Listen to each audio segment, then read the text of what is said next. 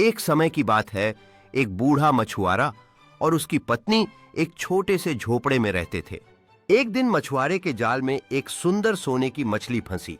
मछुआरा रोज समुद्र में मछली पकड़ने जाता और जो कुछ मिलता उससे ही दोनों का गुजारा चलता।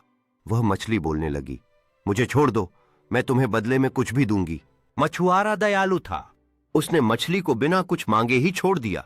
जब वह घर पहुंचा और अपनी पत्नी को यह बताया तो पत्नी बहुत नाराज हुई। उसने कहा, तुमने उससे कुछ क्यों नहीं मांगा?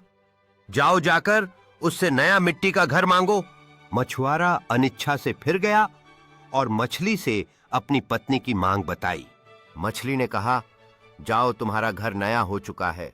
मछुआरा जब लौटा तो उसका झोपड़ा एक सुंदर मिट्टी का घर बन चुका था। धीरे धीरे उसकी पत्नी की लालच बढ़ती गई। वह बारी बारी से सुंदर महल, नौकर चाकर, रानी का दर्जा और यहां तक कि समुद्र की रानी बनने की मांग करने लगी। नीति कथा, मॉरल, लालच बुरी बला है, संतोष में ही सुख है। मछुआरा जब घर लौटा तो देखा कि सब कुछ फिर पहले जैसा हो गया है, टूटा झोपड़ा और गरीबी। अंत में जब मछुआरा मछली से बोला कि उसकी पत्नी अब समुद्र की रानी बनना चाहती है, तब सोने की मछली चुप रही और समुद्र अशांत हो गया।